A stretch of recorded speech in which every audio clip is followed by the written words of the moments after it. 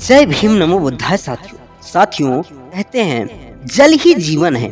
जल के बिना जीना मुमकिन नहीं है। लेकिन क्या आप जानते हैं इस पानी के लिए हमें कितना संघर्ष करना पड़ा है? क्या आपको पता है एक वक्त वो था जब मैं और मेरे जैसे करोड़ों लोग पानी को इस तरह छू भी नहीं सकते थे। आज से लगभग 95 साल पहले इस जल की भी जात थी। नदियाँ, तालाब और कुएं जातियों के हिसाब से बटे हुए थे। सवर्ण जात के लोगों के पास पानी की कोई कमी नहीं थी, लेकिन दलित अछूत कही जाने वाली जात के लोग बूंद बूंद के लिए मोहताज थे। लोग प्यास से मर जाते थे, लेकिन जातवादी उनके गले से पानी की एक घूंट भी नीचे नहीं जाने देते थे। उन तालाबों से कुत्ते बिल्ली से लेकर गाय भैंस तक पानी पी सकते थे, लेकिन किसी दलित को पानी पीने का हक नहीं था।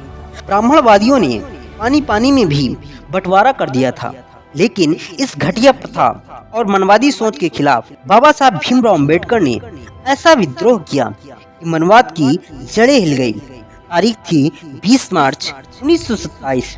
दोपहर का वक्त था। सूरज की किरणें तालाब के पानी पर पड़ती तो चमक उठती। तालाब की सीढ़ियों से एक हुजूम नीचे उतर रहा था। सबसे पहले डॉक्टर अंबेडकर तालाब की सीढ़ियों से नीचे उतरे। उन्होंने नीचे झुककर अपने हाथ से पानी को स्पर्श किया। यही वो ऐतिहासिक पल था जिसने एक क्रांति को जन्म दिया। यही वो पल था जिसने इंसान और इंसान में फर्क करने वाली घटिया सोच पर सबसे करारा वार किया था।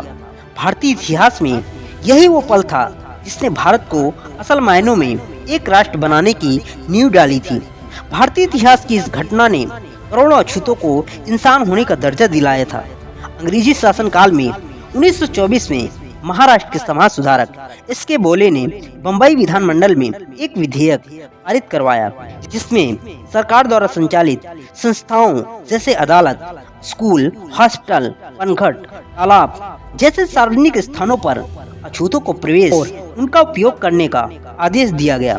कोलाबा जिले के महाड़ में स्थित 14 तालाब में ईसाई, मुसलमान, पारसी, पशु, यहाँ तक कि कुत्ते भी तालाब के पानी का उपयोग करते थे, लेकिन अछूतों को यह पानी छूने की भी इजाजत नहीं थी।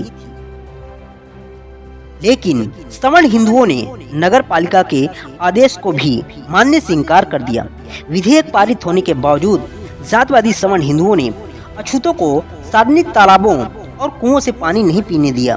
डॉक्टर अंबेडकर कहा करते थे, अधिकार मांगने से नहीं मिलते, बल्कि अपने अधिकार। बम्बई विधानमंडल से अछूतों को सार्वजनिक जगहों से पानी पीने का हक तो मिल गया था, लेकिन ब्राह्मणवादियों ने उन्हें पानी को छूने तक नहीं दिया। इसलिए बाबा साहब भीमराव अंबेडकर ने अधिकार मांगने की जगह अपने अधिकार को छीनने के लिए निकल पड़े।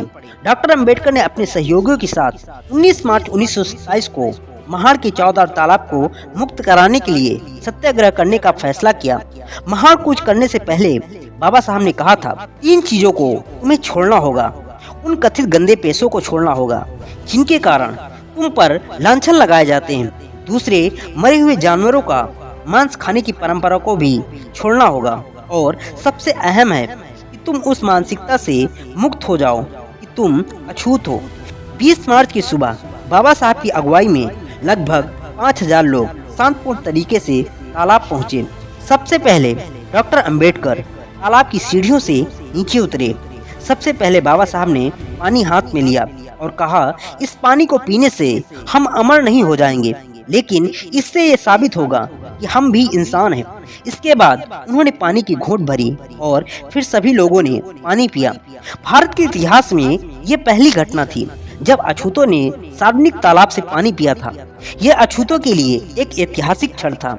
वसुधैव कुटुम्बकम, सनातनी परंपरा और कभी विश्वगुरु होने की दुहाई देने वाला भारतीय समाज असल मायनों में असंख्य जातियों और वर्गों में बटा हुआ है। ब्राह्मणवादियों ने अपनी मक्कारी से समाज के सबसे दबे कुचले वर्गों को पानी जैसी बुनियादी चीज से भी वंचित कर दिया था। लेकिन बाबा साहब जैसे महानायक ने मनवादियों को उनके गढ़ में जाकर सीधी चुनौती दी।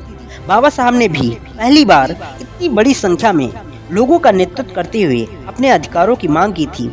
ये एक प्रकार से सवर्णों के खिलाफ विद्रोह था। महाड़ सत्याग्रह, दास्ता और गुलामी को तोड़ने की शुरुआत थी।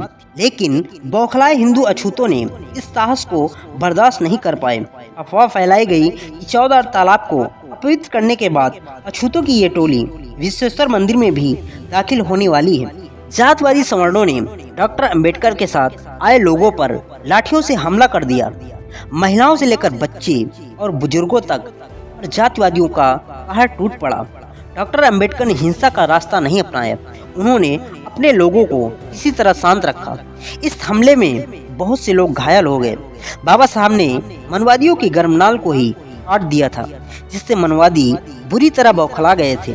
सवर्णों ने अछूतों के छूने से अपवित्र चौदार तालाब का शुद्धिकरण करने के लिए गोबर और गौमूत्र तालाब में डलवाया और मंत्रों के जरिए तालाब को शुद्ध करने का ढोंग किया। 20 मार्च की घटना के बाद सवर्णों ने तालाब पर फिर से कब्जा कर लिया। इसके जवाब में डॉक्टर अंबेडकर ने फिर से 25 दिसंबर को सत्याग्रह करने की योजना बनाई। महान सत्याग्रह के दूसरे चरण को सफल बनाने के लिए जगह जगह सम्मेलन किए गए।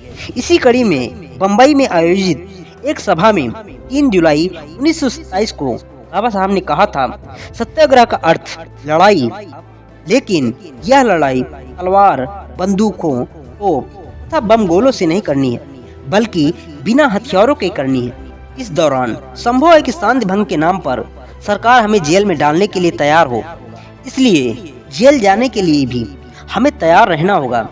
सत्याग्रह के लिए हमें ऐसे लोगों की जरूरत है जो निर्भीक तथा स्वाभिमानी हो। अस्पृश्यता यह अपने देह पर लगा कलंक है और इसे मिटाने के लिए जो प्रतिबद्ध है वही लोग सत्याग्रह के लिए अपना नाम दर्ज करा दें।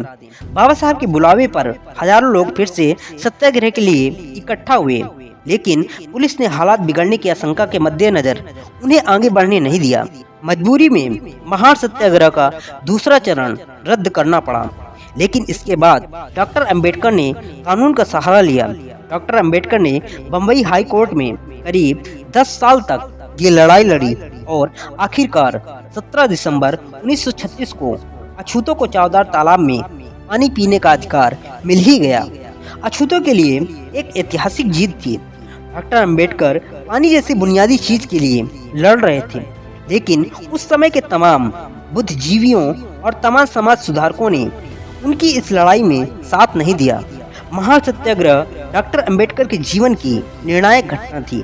दोस्तों, इस आंदोलन के बाद उन्होंने अपना पूरा जीवन वंचितों के उद्धार के लिए लगा दिया। वो अपनी आखिरी सांस तक अपनी असंख्य संतानों के लिए एक ऐसा भारत बनाने में जुटे रहे जहाँ कोई भेदभाव ना हो, जहाँ समानता, न्याय और बंधुत्व की बात हो। आज मैं और आप जब चाहें जैसा चाहें पानी पी सकते हैं। आज हम 20 रुपए की पानी की बोतल से लेकर 200 रुपए तक की पानी की बोतल खरीदने के लायक हैं, लेकिन हमें इस लायक बनाने के लिए बाबा साहब अंबेडकर को बहुत संघर्ष करना पड़ा। इसलिए हमारी हर घूंट बाबा साहब और उनके असंख्य सहयोगियों के अदम्य साहस और संघर्ष की कर्जदार है। इसलिए चौदार तालाब क्रांति दिवस पर पानी की ये घूंट पीते हुए हमें बाबा साहब का शुक्रिया अदा करना चाहिए। दोस्तों, यह जानकारी कैसी लगी कमेंट सेक्शन में कमेंट करके जरूर बताना, और वीडियो पसंद आई हो इसे लाइक एंड शेयर करना, और चैनल पर नए हो चैनल को जरूर सब्सक्राइब कर लेना। मिलते हैं नेक्स्ट वीडियो में, तब तक के लिए आप सभी को जय भीम, नमो बुद्धाय।